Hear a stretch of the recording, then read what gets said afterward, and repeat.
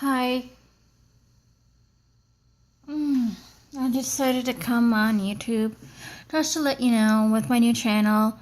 Yes, I haven't been posting on there lately because I noticed I say a street address on a video right in the middle of an upload. I reviewed them to make sure, and then I had to cancel the upload, and I go, oops, I can't do that. But then I uploaded on Facebook, but sometimes the Facebook uploader says can't upload because this belongs to somebody else, especially when I videotape something off Netflix or whatever. So yeah, it's nothing personal, guys. So if you don't see me posting, that's why. So this is also pretty good stuff. Skinny Girl. The only Skinny Girl drink I do not like is the pineapple coconut one because it tastes like shit. It really does. My dad tasted it and he said this tastes like oil. It's really gross. But I like peaches, so I go, yeah, hell yeah. I like drinking this. And so I'm just doing my best on catching up on my videos, and I'm pretty stressed out right now with finding a job because the thing though is I go to this job center place.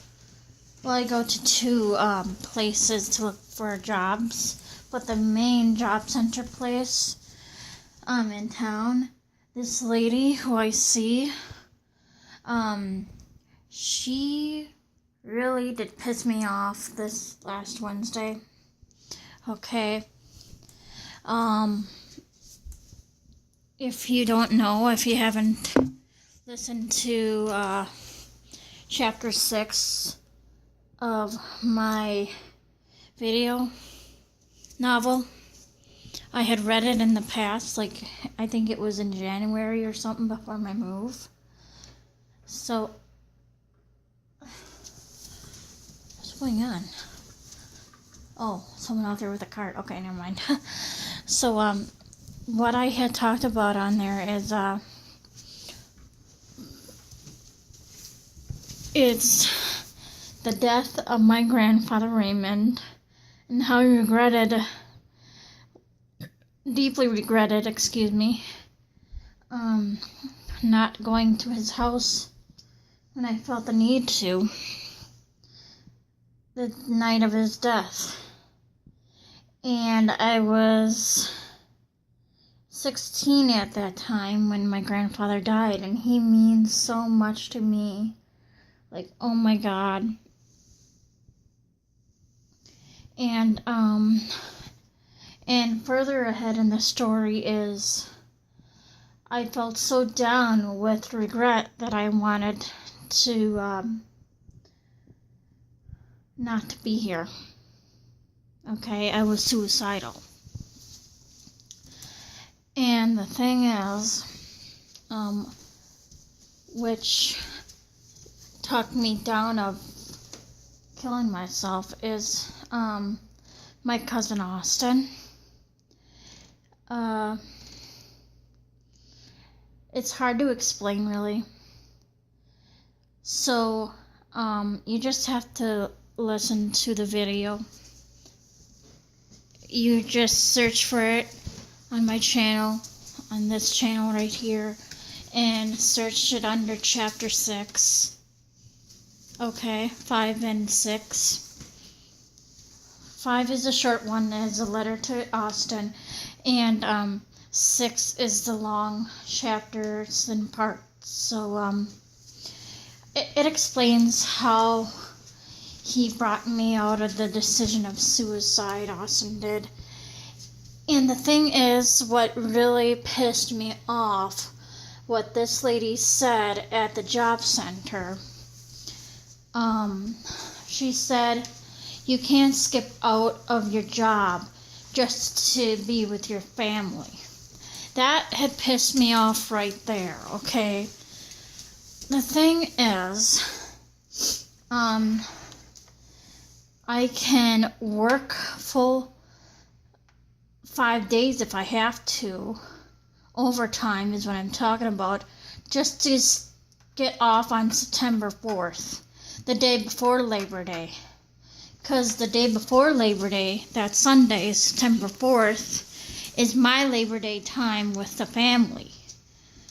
So I need to be around my family. It's good for my mental health. And if that lady at the job center doesn't understand that, then she needs to find herself new employment. Because that really does piss me off on how she said, okay? So, and she talks to me like I'm a 2-year-old, you know? So what? I came into the job center with these ears on. You know, I forgot that I did not need them on, you know? And she's like, put them down, put them away. You know, talk to me in that manner. Excuse me, I gotta blow my nose. My nose is running. Sorry, don't judge me, because my nose is running. Just felt like a little wipey. So, that's one thing that had really pissed me off. It's a very, very personal reason why I want to be with my family. In chapter 6 is proof, okay? And if she doesn't understand that, then I either A, have to get a different person that does her type of work that understands me and my needs, or B, you know,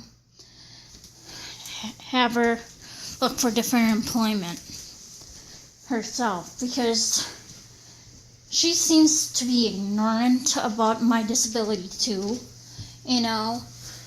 I was watching this kid with autism who can't stand still or be still. And guess what? He has a job working at Starbucks. And he's doing a wonderful job. And that video went viral. You know. And here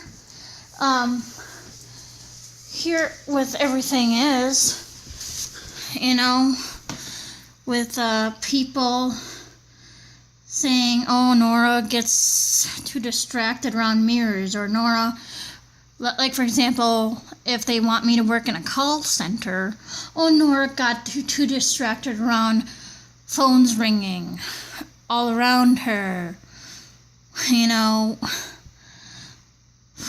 what I'm saying? Or if I'm working in a store, oh, Nora got distracted by the intercom, you know, or those little things. But people would write down about me, okay, they would write that down in their notes, say, okay, this job isn't for Nora, she got too distracted by intercom in the retail store.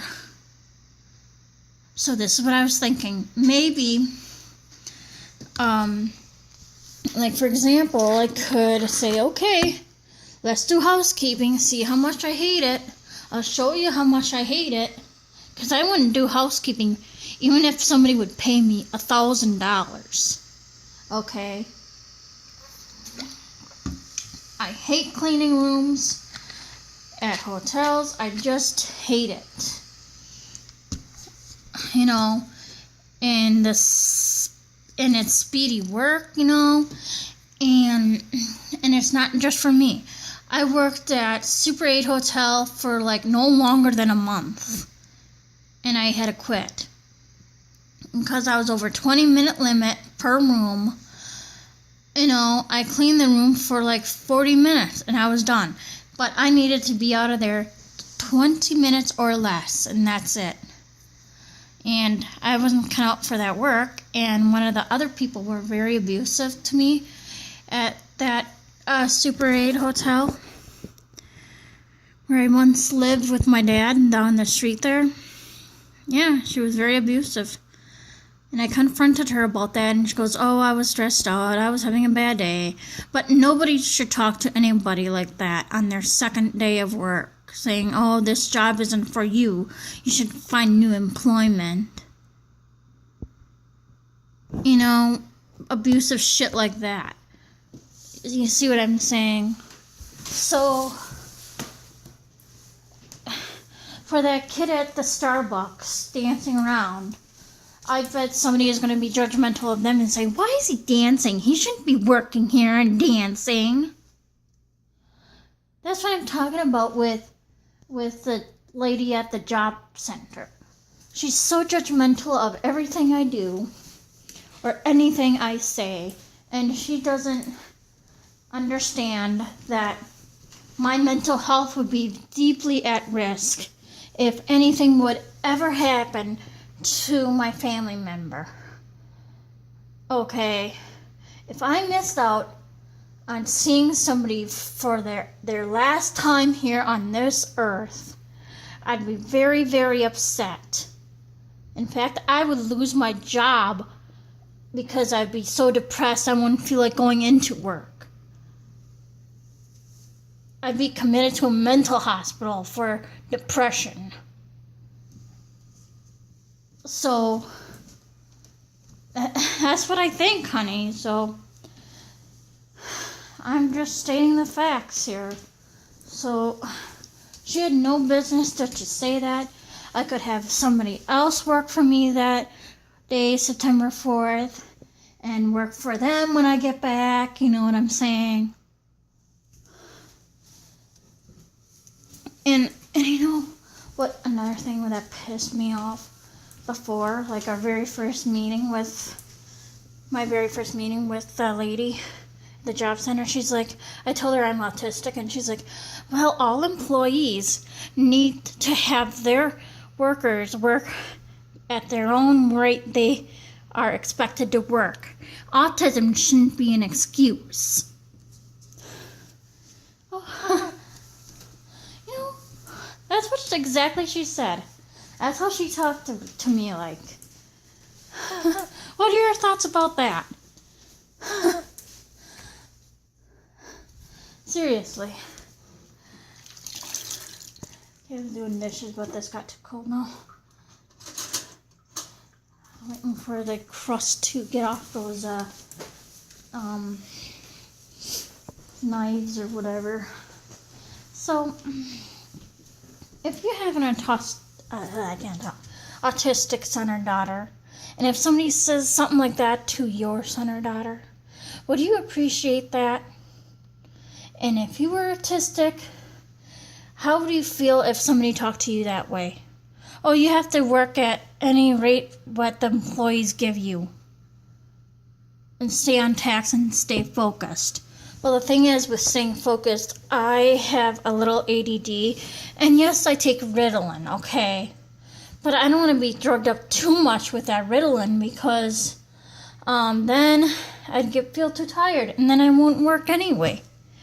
Because it says on the bottle, may cause drowsiness, unless my doctor can give me something without having to be drowsy or something. I don't know.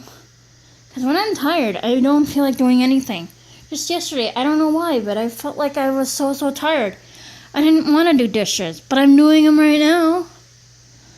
You know, I'm doing them today. See what I'm saying? So, something is not right here with that lady. And I'm not happy with her and how she spoke to me or anything. You know? You know what I'm saying? So, whatever. I just want your 2 cents on this. So, okay. Bye.